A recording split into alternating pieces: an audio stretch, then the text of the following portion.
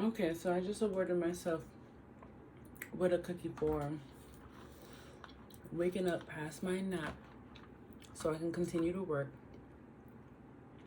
And I don't give a fuck because at least I'm still fucking working and I eat like a goddamn god. So I feel like I can do this. And I did something really unhealthy and I put vegan butter on it. Cause yeah. Alright, so this is chapter 8. I want to put on a little bit of music because that's just what I feel like right now. It's just what I feel like right now. I was watching an interview on Wendell and Wild with Doechii and Baby Tate. And then put on some a little soft music. Let me put on an album. So let's get started.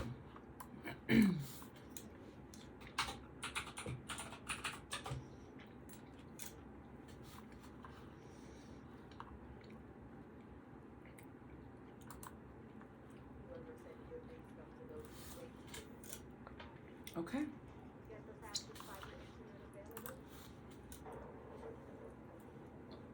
Let me turn it down a little bit so copyright don't happen.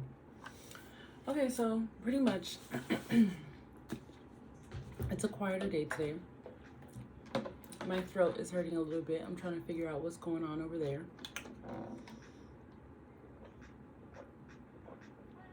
It does not feel like I'm getting sick, but it does feel like cold air is hitting down here. And even when I touch here, it hurts a little bit. So let's see what's happening. We're doing our chapter 8 checkup. So in chapter 8, we tackled another major creative block, time. I explored the ways in which I have used my perception of time to preclude taking creative risks. I identified immediate and practical changes I can make in my current life, and I will excavate the early conditioning that may have encouraged me to settle for less than I desired creatively. Right. Okay, so there was a lot of, this one was quick. I won't say that it was easy, but it was easy to understand. I read this chapter before, but I never did any of the practices. And then I took a major hiatus, as I talked about before. So I had to go back into this and like read it again, receive the lessons again, and then practice, right? So I did do an artist date. And again, I didn't do this one alone. I took my partner to the opera to see something called Madame Butterfly. And I haven't seen an opera in a very long time, since I was a kid. And my partner has never seen an opera, period. So I thought I'd give her a new experience. And it was something great for the both of us. We did show up late, but that's because I took her to dinner prior to, and we just happened to be late. But the opera was beautiful anyway. We made some cool friends. It was cute. We dressed up. I took pictures, did a video, all the stuff like that, and it was cute. So maybe you guys can see that posted later. I'll probably post it on my TikTok. But back to this. So yeah, that was my artist date. Let me go into some things that I dealt with. One thing that I'll say is my morning pages have never stopped. I don't think I'm ever gonna stop morning pages. Even with my hiatus, that's the one thing that I never stopped with. I had like an entire book full of just morning pages and nothing else. No exercises, no practices, no artist dates, no nothing, just morning pages. So Miss Julia don't have to worry about me when it comes to the morning pages. The morning pages is happening. And sometimes if I don't do the morning pages right before I'm about to do my little work, I'll do the afternoon pages or the nighttime pages. But either way, once a day, I'm getting it down. And that's always happened throughout the I've always been a good journaler though. Sometimes I would take hiatuses, but it hasn't really been happening like that. The morning pages is done all the time, even if I don't read the chapters, but I'm back on it. So, all right. In week 8, we tackled things like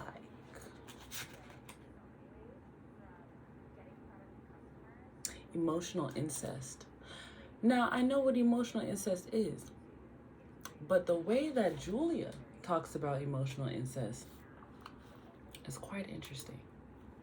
She uses an example that I was like, what? Too.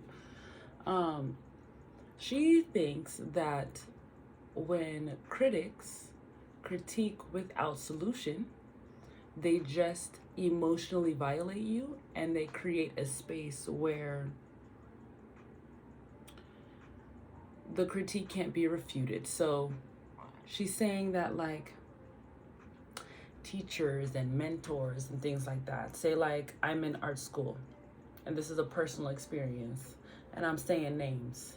I am in art school and I have a teacher, and the teacher, Robert Hunt, they really didn't believe in me at all. I was a token black kid in the school. They'd call me exotic all the time. They'd put me up on the stage all the time to draw. I was not getting paid to be drawn. I was not getting paid because I was just like some exotic person in the classroom for like all the artists to come and witness or whatever like that. And I wasn't taken seriously as an artist. And then at the end of the year, they had a meeting with me because my cousin died and I was going through a major depression. So my work was being turned in very late because he died super violently. And they did like a Zoom meeting with me. He brought in another illustration teacher named Owen and pretty much told me that the only reason why throughout the school that I was being passed to the next course was because the teachers didn't want to have the horrible experience of having me as a student again in their classrooms, and that's the only reason I'm so close to even graduating. And then here's the extra credit you can do to pass this class. And pretty much every time they critiqued me, they never had solution. They never had like something to give me that can make my work better and give me hope to actually becoming a successful artist. It was always just like, this sucks, or you're really talented but no, you ain't hit it this time, instead of giving a critique that's constructive and would present hope or like a solution. And she explained that as emotional incest because she saw it as a violation, which I get. It is a violation.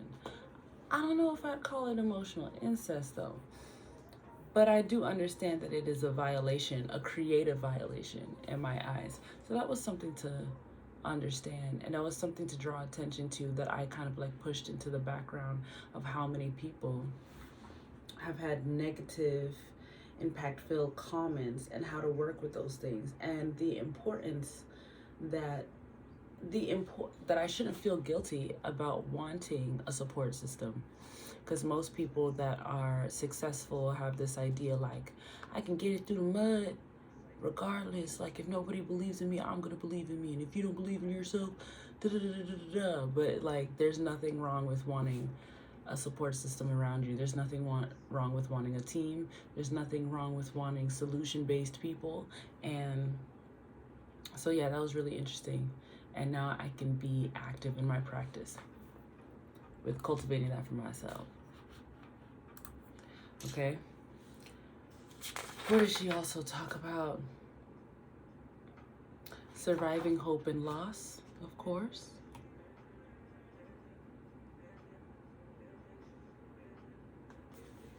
Okay.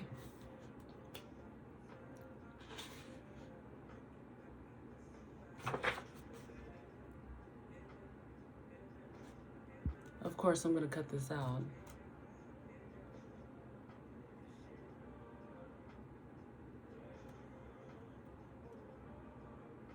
We talked about shame. Artists and intellectuals are technically not the same beasts, right? And she says that art is not to be nitpicked, and art is not to be like quantified.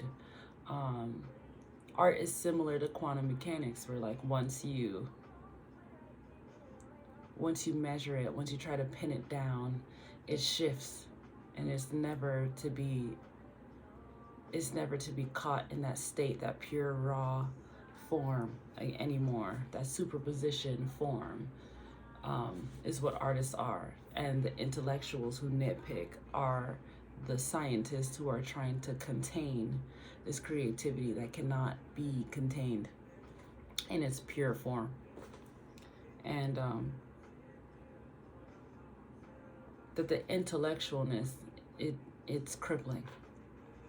And I appreciate that. I appreciate her saying that, you know.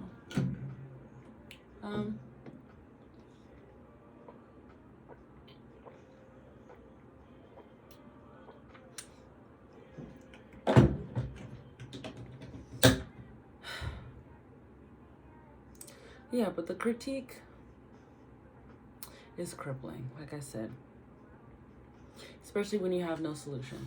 So we're not paying attention to those anymore, even though it's hard to say. We're gonna have a focus on the solution-based things, and we're not gonna lose hope on creativity. Or if we do lose hope, we notice that that is just something that passes by. And then when you have the urge to do it again, don't feel guilty about jumping back into this thing again, or even guilty about even taking the pause to begin with. Gain disguised as loss. Every loss must always be viewed as a potential gain, and it's all in the framing of the thing. And I think I just kind of framed it very well. So I think I'm in a nice mindset now that I have gotten up for my nap, because I was kind of feeling guilty back there. Taking my nap. I was so tired, and I just knew I needed a nap, but I thought like, man, I need to get up and I need to power through this and da-da-da-da, and I have to eat super healthy, and I have to be super perfect, and I have to and nah, I'm gonna take my fucking nap. I'm gonna watch a little bit of TikTok. I'm gonna get in here and I'm gonna do my fucking video, and then I can work. Either way, I'm gonna get the work done. Either way, the day is still working on. Okay, this is already getting to 12 minutes. So let's get into it. Okay.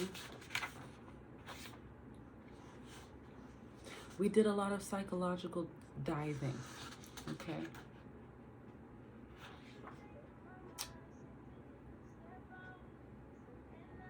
She said something about age and time. Tackling age and time. This is so crazy because she is so on time with the stuff. And I said this before.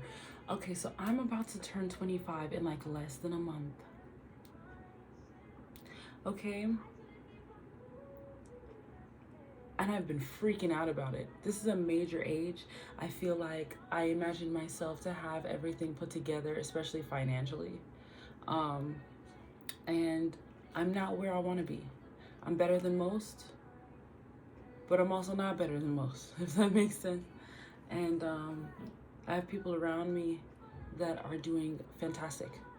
And it makes me feel like, even though they're older, still makes me feel like, all right, if I'm going to be around these people, I need to step my game up, as well as like if I'm going to be just like, you know, living in my own life and feeling happy with myself, I need to step my game up. And just 25 just feels like I'm in a fucking crisis. And even if I didn't have the finances, my creative life needs to mimic what the fuck I wanted to mimic. It needs to be as active as I want it to be. And so she said age and time, product and process. The question was, do you know how old I'll be by the time I learn how to make an album, right? Just inserting gold here, make an album. And the answer was the same time you will be if you don't. I don't know if any of you guys got it, but I did. And that shit hit me like a fucking ton of bricks. And I was like, bitch, what are you waiting for? What are you waiting for? But that was wonderful. I'm too old for that. Ranks with, I don't have money for that. And those are great block lies. You get what I'm saying? So I'm not making an excuse for myself anymore. I don't have any excuses. You guys don't know this, but I'm sitting in an entire studio right now. And I said that to you guys yesterday, but I'm gonna show you the studio now. Look at this. Do you see this? Do you see this? FL Studio, Ableton, Logic Pro, Pro Tools, the mics, everything, literally everything you can think of, the speakers, the chair, the MIDI keyboard, the everything. I have everything in here because my partner had blessed me with the tools that I need to create my dream. I have so much more accessible than most people. I got this beat machine right here. I got man, this whole studio is fantastic. The stuff that I have in here is like, I have never seen a studio this great. And I've been in physical studios. So there's no excuse. You understand? And I love music. I love music. So it's gotta happen. The fear of success is crazy. I keep fearing that I'm gonna lose people. I keep fearing that I'm gonna lose people, and I shouldn't fear losing people. They love me for this talent anyway. What the fuck? Anyways, I have a month to make a song, and I'm another song, and I'm going to. Okay, so I feel refreshed in that moment. I need to make sure that I keep making the money. It's coming through tattoos right now. I may transition out of that. I have decided that I'm gonna move to LA so I can pursue my musical career. I need to make sure that everything is on point so that when I move to LA, I have something to present. I went to a performance for my partner and to support them and network. After her performance, which she killed, she did an interview, and then they looked at me and they were like, you do an interview too, boo. You go ahead and do an interview too. And I came with that intention. I was like, yeah, I'm gonna sneak in and get myself an interview. And I did. I did. And then they liked me so much. They're like, bitch, you need to be on TV. I said, yes, I need to be on TV.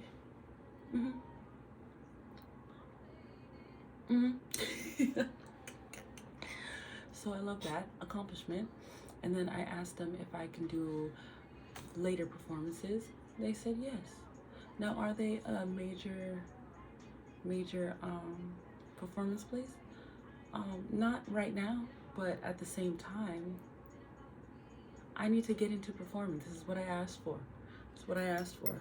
And there are people who are illustrators, animators, producers, everything, you name it, who are willing to just throw their services at me at that place, just off of my energy, my vibe, the way that I present myself.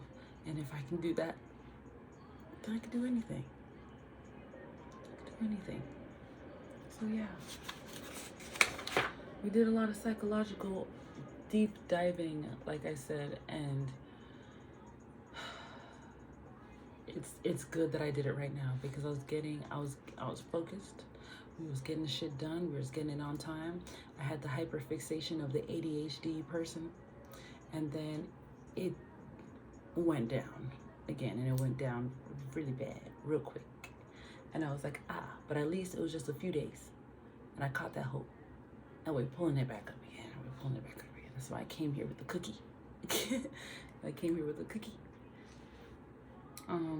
Okay, so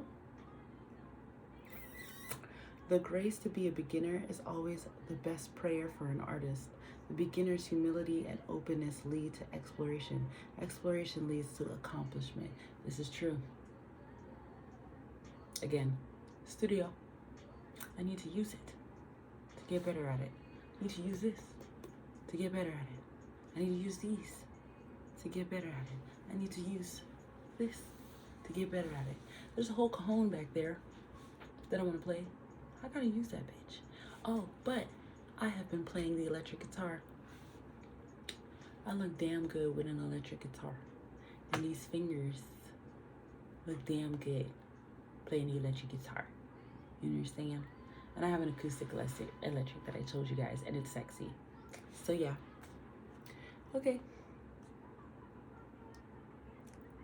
When obsession strikes, as it will, about how the damn thing is not any good, you tell yourself that this is a question for later and turn back to doing what is the next right thing.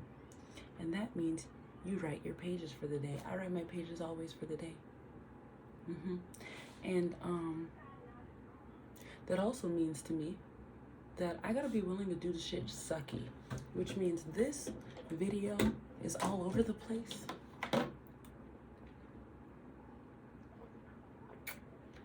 But it makes sense to me, baby. And this is for y'all, but this is for me. And I need it to make sense. We're hopping all over the place, but at least I'm here. I showed up. Okay? And the psychological digging has happened. Okay? Okay. And I used to be in this bitch crying like a motherfucker. And who's to say next week I won't be? Okay? But this week we good. We good.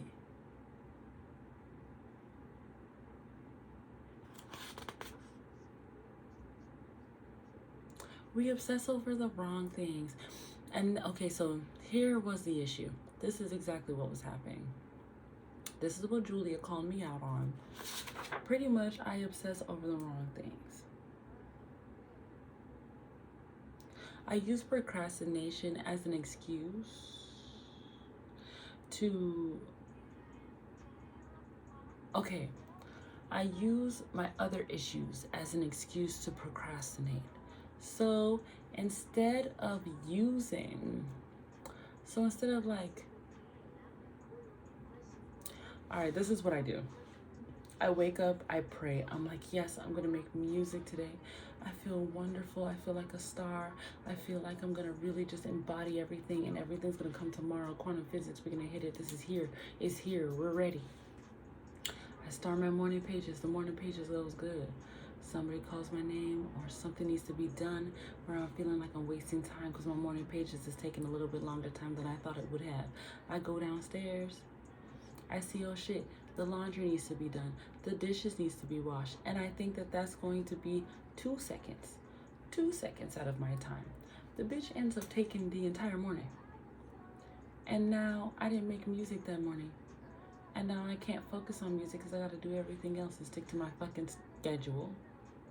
And that happens all the time. It's like I literally fear success, or that I use other shit to make me feel like a good person because somebody else wants me to do it instead of fucking doing that shit. So you know what I did? I said, fuck that shit. I'm mad as fuck. And I talked to my partner about it. And I was like, listen, I do this thing. And like, I'm going to let you know. I'm going to still get them things done. But I'm going to switch my priorities a little bit. I'm going to write that song before I wash them dishes. So yeah. I don't know if anybody else does that, but it's bad. It's bad.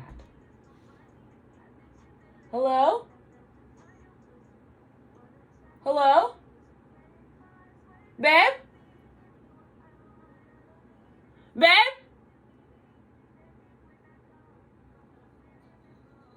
Oh, it's a kitty. Okay. Early patterns as an exercise, right? This is diving into the exercises of chapter 8.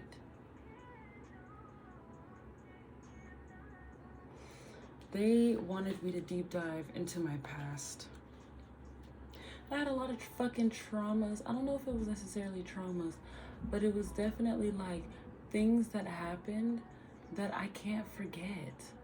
Things that happened that I can't forget. And I thought that they were little and I put them in the back of my mind. But like anytime I think about some shit, these are the examples that happen. So is it trauma? Because for some reason it's like I had example, and it's not like these little things happened one time and I just kept them together. Nah, they happened multiple times, but I remember one little moment. So it really got out some blockages. As a kid, my mom thought my art was blank and it made me feel like blank. I remember one time when she blank, I felt very blank and blank about that. Do you get what I'm saying? As a kid, my mother taught me that my daydreaming was blank. You want to know what? Let's get into it.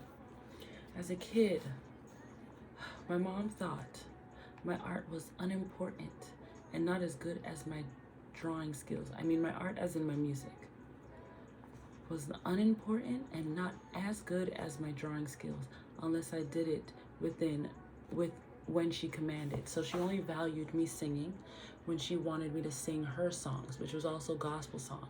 But I was over here wanting to sing Paramore and Celine Dion and other types of shit and Fantasia and other types of shit, okay? I wanted to sing all types of other shit and be in a choir for other shit, but she didn't value it unless I was like singing that one gospel song she loved so much. And she used to be a soprano and I'm a soprano, so let me hear you sing that song, you feel me? And it was just, that was the only time.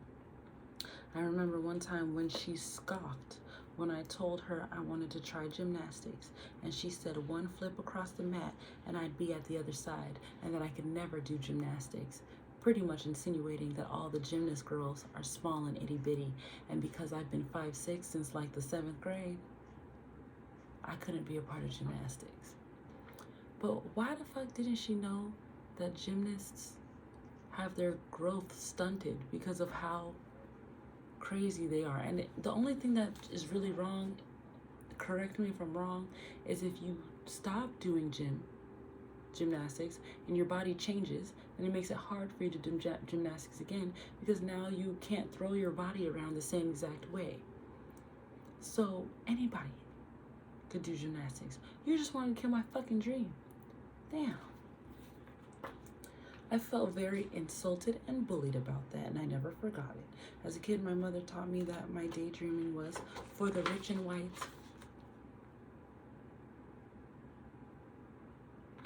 I remember when she'd tell me to snap out of it by reminding me that I'm not one of her friends or the other kids at my school. I went to art school, y'all. The person I remember who believed in me. Shout out to you. You always believed in me when I was a fucking kid. His name was Amos. Amos. He was at my church, my Pentecostal tabernacle. I don't know, but he was on I think he was on a production team. I was super young. This man thought I was a star. And I don't mean it like, oh, this kid is talented, she's gonna be so great when she grows up. Nah, this man was running around town telling everyone he was my biggest fan and that I was destined for greatness. He was like one of the first people. I'll never forget this nigga, ever. Bless his heart, I don't know where he is, but Amos. Y'all get it. We dived deep. The next lesson was affirmations. I chose 5 affirmations that I felt like would really help me, and it was, I have a right to be an artist. My creativity blesses others. I now share my creativity more openly. I now act affirmatively. And I now accept God's help in unfolding my life. I love those. And then we named some tasks, the steps. I named my dream.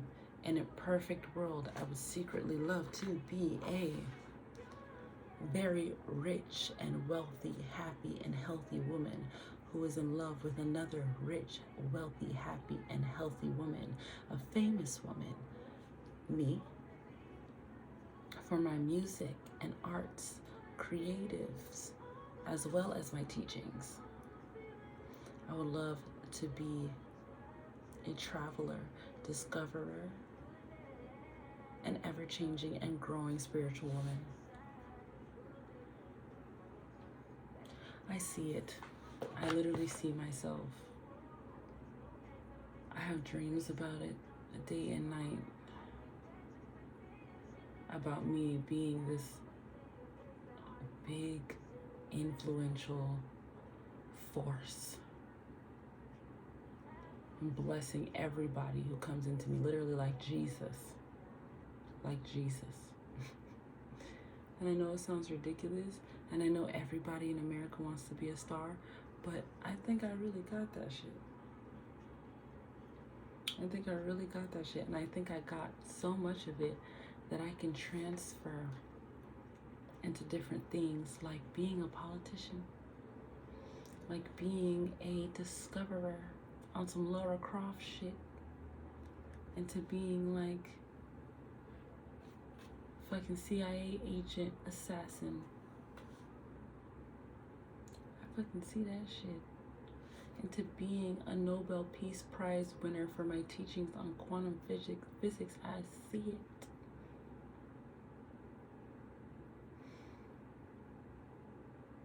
It sounds crazy, but I see it. And that's why it eats me up at night. And other people see it. And that's why it eats me up even more at night. Okay. Name one concrete goal that signals to you its accomplishments. I want to win 40 Grammys. I want to be Beyonce and be the highest decorated music artist of the entire century, the entire universe. I want respect. I want validation. I want freedom. I want authority. Because we had to name a dream, and then we also had to name the principles behind it. Respect, validation, freedom, power, authority.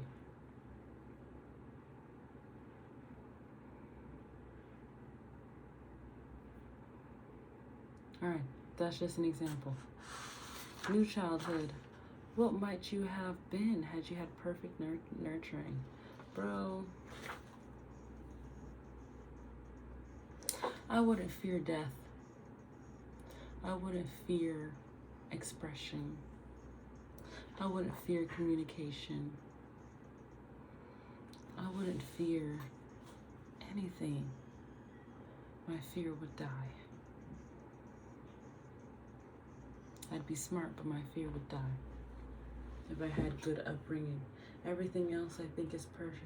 I would not fear abandonment. This is me being real with y'all. Alright, color schemes. Pick a color and write a few sentences about it. I am silver, high-tech, and ethereal, the colors of dreams and accomplishments, the color of half-light. Listen, I was a dark green. A dark green with like gold rococo flecks, and it looked like a fucking high-tech AI ethereal computer chip that was made from like the bowels of the earth, out of like, it was just some crazy, sexy, hot, ethereal shit. You know what I mean? And it's powerful, and it's dangerous, and it's beautiful.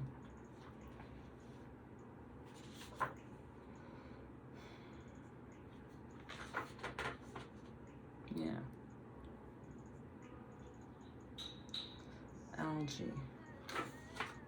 Algae on a waterfall type. 5 things that I'm not allowed to do.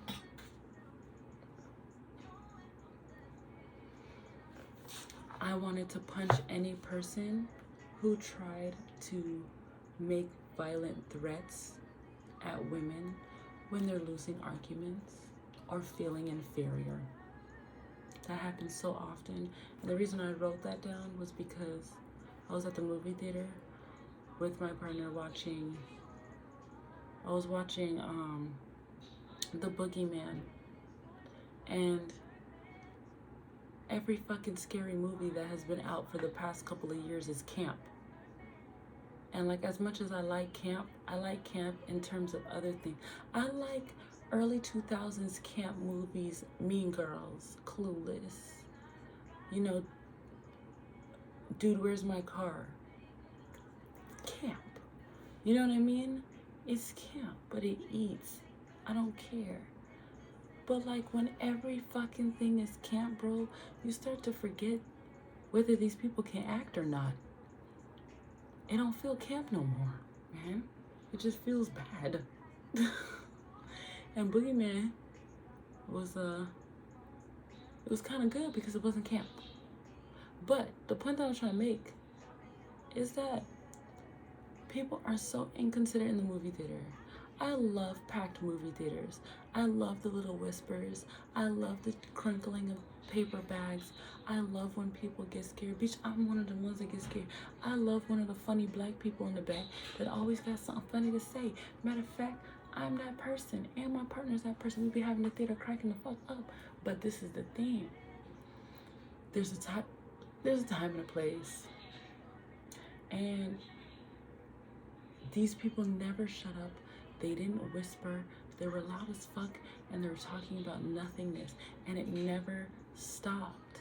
So eventually, my partner saw my frustration, and she literally yelled in the middle of the theater, not at an important part, but she was like, "Can everybody shut the fuck up?"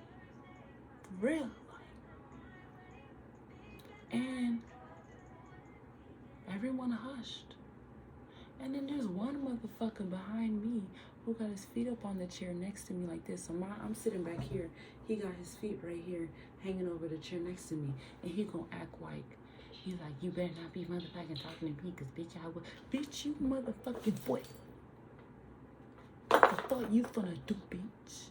I get the fuck up, and all of us gotta go home, motherfucker. I really get the fuck up. You feel me? Because now I won't be able to focus on a movie because you just fucking threatened my ass. And I hate that. I literally hate that. I literally hate it so much with all my guts. Y'all. So I threatened his ass the fuck back. And my partner threatened his ass the fuck back. And he shut the fuck up because we was dead the fuck ass.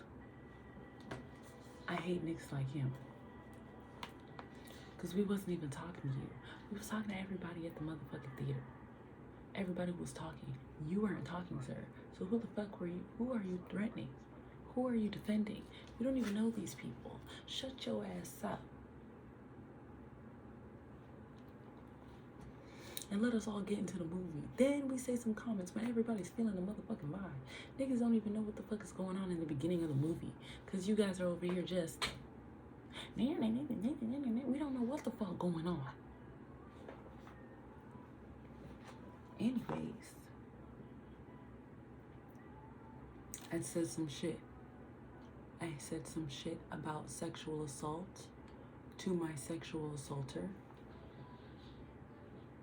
I want to jump my stepfather for being a pedophile. I want to be ratchet sometimes and not feel like I have to hold that shit back. I am literally as graceful as Celine Dion, but if I want to get ratchet like Sukihana, leave me to it. I don't want that to be a fucking discourse about me and my blackness and my womanhood and all this shit like that. Just because sometimes I want to sing opera and other times I want to shake my ass and do a split on a motherfucking dick strap. But you get what I'm saying. Style search. Style search is the next one. List 20 things I like to do, and ask certain questions to categorize them. Certain things that I like to do, And does it cost money or is it free? Is it expensive? Is it cheap? Do I want to do it alone or with somebody else? Is it job related? Does it have physical risk? Is it fast paced or slow? Mind, body, or spiritual? Right? I named 20 things, and I noticed that most of it was mind and spirit. They did, all of them were things that like were physical, but to me they feed my mind and spirit. So like, of course the first one was, but all of them were like job related technically. First one was sing, and I know that's physical, but for me it's for my spirit.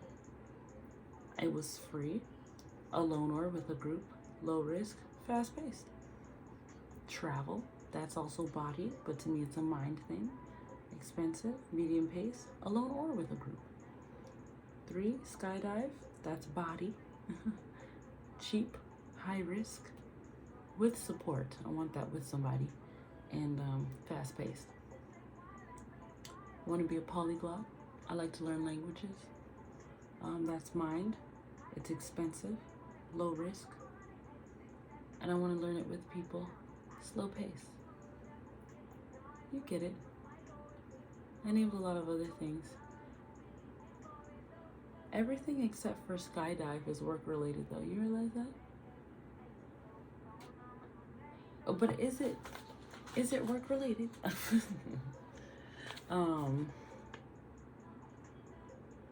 Next thing. I had to plan my ideal day. And it's pretty much living the life of a celebrity, which I imagine to be waking up on your own schedule, unless your agent or something like that scheduled you out for something else. You know what I'm saying? All of these would be things that I love to do: photo shoots, interviews, meet and greets, touring, acting, you know what I'm saying? Taking risks, doing crazy shit. Like, all of that shit is just fantastic to me. So I would have a free day every day to plan all that stuff, plan out my meditations, plan out my travels, plan out everything that I want to fucking do. And I love to do things that I've never done before. Yeah.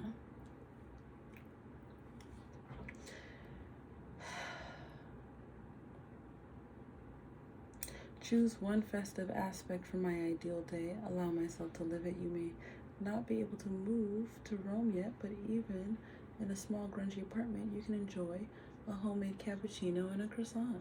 So what I wanted to choose was my morning prayer, exercise, meditation, and reflection, and stressless planning based on my desires every day. So that's what I'm going to start really implementing every fucking day. And I'm making that schedule tonight. I ran it by my partner to see if she would want to do something like that with me. I really like healthy things, and she's really about it. I told you about my artist date already. And did I have any synchronicity this week? This book versus my struggles throughout the week. Me having a fucking midlife crisis about age and time because I'm turning 25. So this whole chapter was absolutely on the fucking ball. Were there issues this week? Dude, ADHD running like a motherfucker. There's something in the planets, man. That's what I'm gonna fucking say. But also, I'm getting it together, regardless of the planets. We're gonna keep going. So, I produced a beat this week. Just wanted to tell you guys that. Just to like put another icing on the cake. And I learned how to play I'm So Sick by Flyleaf on the electric guitar because I'm a fucking badass. And so week 9, recovering a sense of compassion. This week finds us facing the internal blocks to creativity. It may be tempting to abandon ship at this point. No, we abandoned ship before. This is don't. We will explore and acknowledge the emotional difficulties that beset us in the past. As we make creative efforts, we will undertake healing the shame of past failures. We will gain in compassion as we reparent the frightened artist child who yearns for creative accomplishment. We will learn tools to dismantle emotional blocks and support renewed risks. That's perfect, Julia. Julia's God sent. You know that? And after I finish that book, I'm going to finish this one. I'm going to meet every single one of the celebrities and tell them about this book. And then I'm going to meet the celebrity who gave me these 2 books. And if she remembers me, I'm going to fucking thank her. Because I know this shit is unlocking the fuck out of me. And y'all, if we stay on time, so crazy how this shit works. If we stay on time, I will be literally done with The Artist Way a week before my birthday. A week or on my birthday. So, we're going to week 9 this week. Today's Saturday? Sunday? Today's Sunday. So I'm going to read week 9 tonight, right? Week 9, week 10, week 11, week 12. Today is June 11th. Week 9, week 10, week 11. The last week is the week right after my birthday, week 12.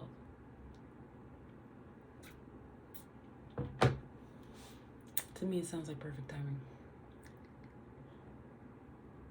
And then, in week 12, at the end of that week, I have court date for my official, I have a court date, let's just say that. And it's very important. And I'm very proud of it. I'm very happy about it. Those who have done it know exactly what I'm talking about. The girls. The girls. And if you know who the girls are, they know what the fuck I'm talking about. Because almost all the girls have done it. So, we're right on time. Okay, you guys. So that's the end. It was jumbled. It was all over the place. But I did that shit. We wrapped it up. I'm proud of myself. I look great. You know what I'm saying? Even though I'm tired, I'm squinting my eyes and I ate some unhealthy food. We drinking water. We washing that shit down. We're gonna get back to juicing and being. All that shit was vegan, by the way. But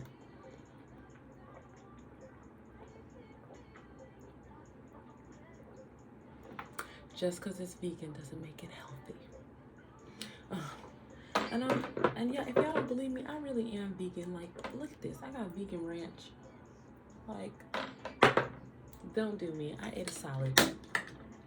I'm good. I'm good. You feel me? Don't worry about me. And I juice every fucking day. And I eat like 1 meal a day. And I juice for the rest of the shit. And that's why my skin is looking better. I am wearing a little bit of makeup today, but like, get off me. All right, y'all. Bye.